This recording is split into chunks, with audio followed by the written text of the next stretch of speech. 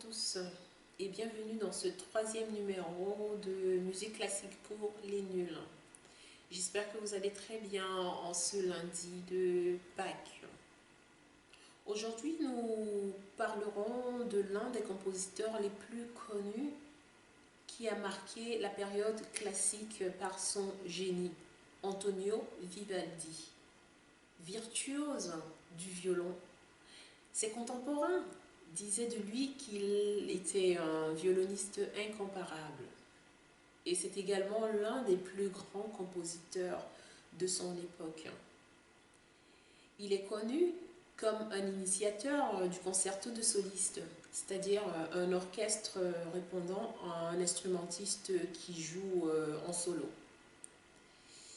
En opposition avec le grosso, le concerto grosso, très pratiqué dans la période, c'est-à-dire un orchestre répondant à un petit groupe d'instrumentistes, généralement deux violons et un violoncelle. Son œuvre est considérable et marqua la musique savante et tous ses successeurs. Elle comprend notamment de très nombreux concertos et de la musique religieuse comme Filiae Maestee Jerusalem. Son concerto le plus célèbre reste Les Quatre Saisons, un des morceaux les plus connus de toute la musique savante. Je pense que tout le monde a déjà entendu parler des Quatre Saisons de Vivaldi ou qu'il a déjà écouté. Certaines périodes de sa vie sont encore floues et les chercheurs continuent à retrouver de nombreux éléments qui nous permettent de documenter sa vie. De même, il retrouve encore de nouvelles œuvres telles que l'opéra perdu Agrippo en 2006. Antonio Vivaldi est né à Venise en 1678. À l'époque, l'Italie n'est pas un pays unifié et la République de Venise est un État indépendant qui a connu une importance économique majeure et est un centre des arts et de la culture en Europe. Vous savez, Antonio Vivaldi avait une chevelure rousse, très de famille, mais cela le fera souvent appeler Rossi, le roux ou bien le prêtre roux par les caricaturistes. Vivaldi naît durant un tremblement de terre et on le baptisa 2 mois après sa naissance. Sans doute craignait-on pour sa santé, car de nombreux historiens s'accordent à dire que Vivaldi était sans doute de mauvaise santé, probablement affligé d'asthme. Son père Giovanni Battista Vivaldi était barbier et violoniste amateur. Sa mère est Camilla Calicchio, fille de tailleur. Antonio est le premier enfant de 7 enfants. Il est le seul qui deviendra musicien. C'est son père qui le forme au violon depuis son plus jeune âge. Et le jeune Antonio se révèle un génie du violon. Dès 1685, son père obtient le poste de violoniste à la basilique Saint-Marc à Venise et devient violoniste professionnel. Vivaldi avait beaucoup de chance. Oui, voilà, il avait beaucoup de chance parce que c'est son père qui le forme au violon, c'est son père qui l'aide à s'affirmer, à affirmer ses convictions. Et la musique étant en adéquation avec sa personnalité, ça ne pouvait que le propulser vers l'avant. Comparativement à Kozeluch aussi, qui a été célèbre, mais je pense que lui n'a pas eu la même chance que Vivaldi, car ses parents ne voulaient pas qu'il fasse de la musique sans sa profession, comme la plupart des parents. Ses parents l'avaient inscrit à la faculté de droit de Prague. Et donc le pauvre Kozeluch était obligé de concilier, les deux directions, d'un côté de satisfaire aux vœux de ses parents et de l'autre côté suivre sa propre voie. C'était plus difficile pour lui. En revanche, Vivaldi Lui, il est né dans une famille où le père était violoniste et il l'a formé au violon.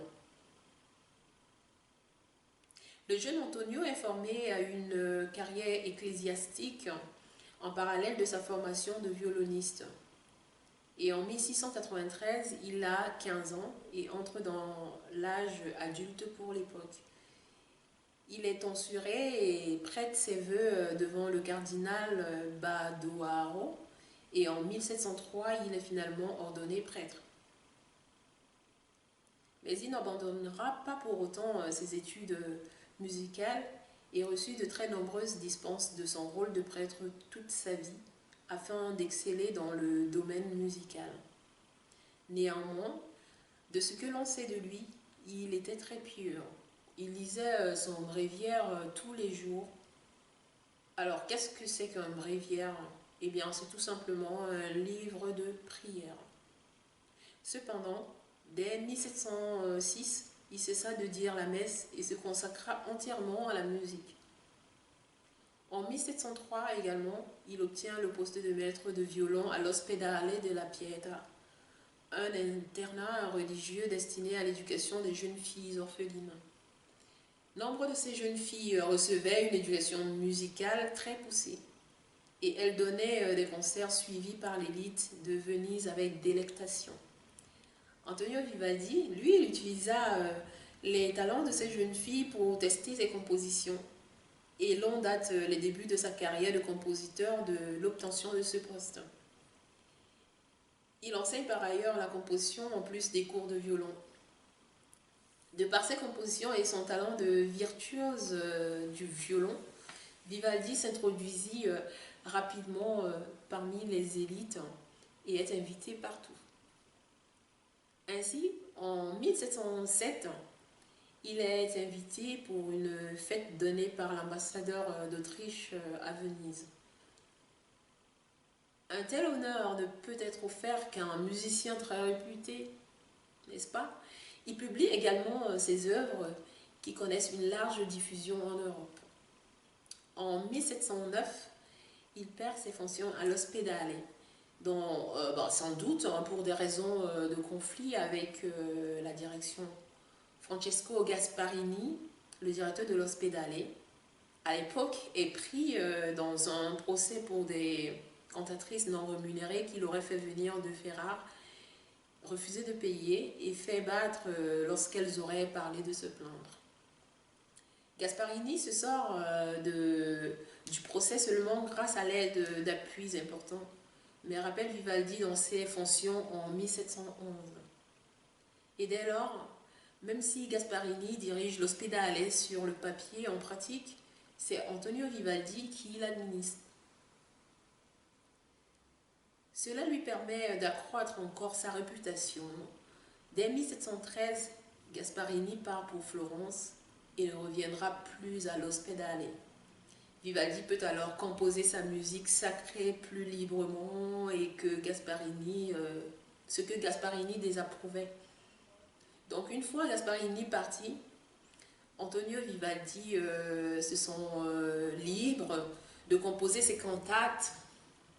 Les cantates, qu'est-ce que c'est? C'est tout simplement des airs religieux.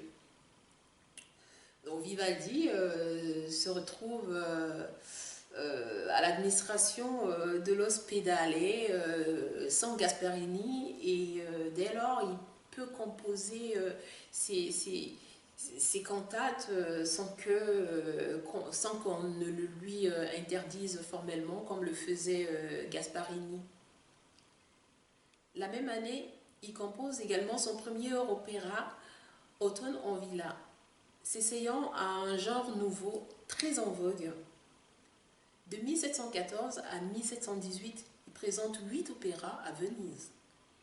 Il est aidé par le fait que son ami Domenico Lali obtient dès 1713 la direction du théâtre Sant'Angelo au lieu de l'opéra vénitien.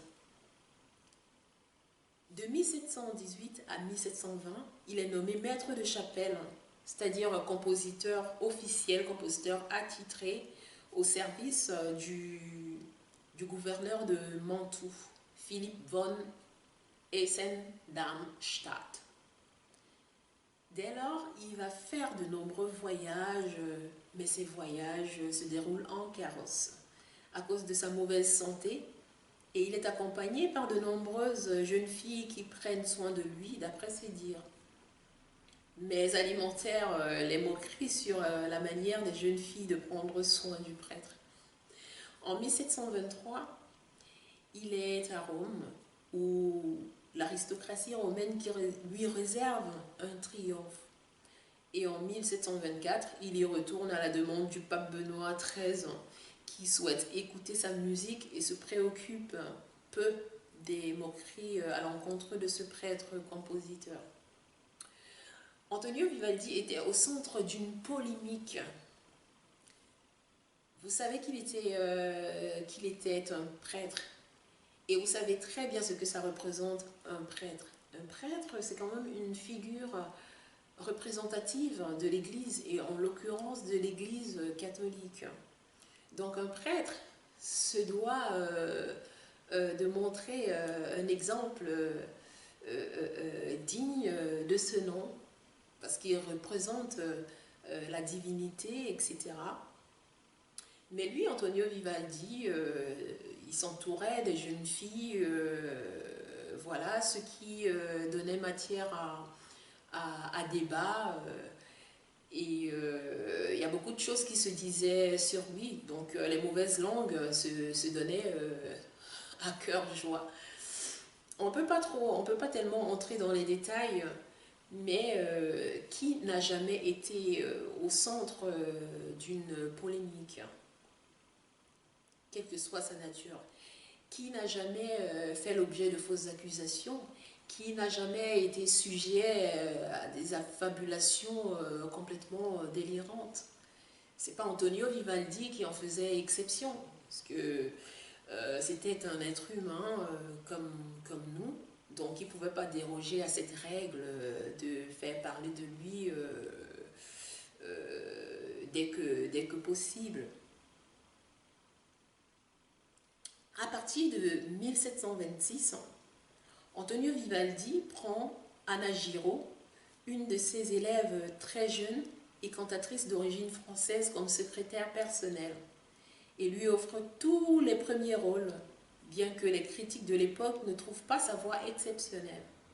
Cela ne devait que renforcer les rumeurs sur le comportement d'un prêtre et les caricatures publiées. À partir de 1735, il s'installe définitivement à Venise et cesse ses voyages multiples. On augmente sa rémunération à l'ospedale à 200 ducats par an, une somme très confortable à l'époque, et il est proclamé maître des concerts à l'ospedale. Il compose pour les princes en visite, comme le prince de Bavière en 1738 et pour l'électeur de Saxe en 1740. Donc Antonio Vivaldi gagne très bien sa vie en tant que musicien. Je ne sais pas si vous connaissez le ducat, mais le ducat est une monnaie utilisée à l'époque.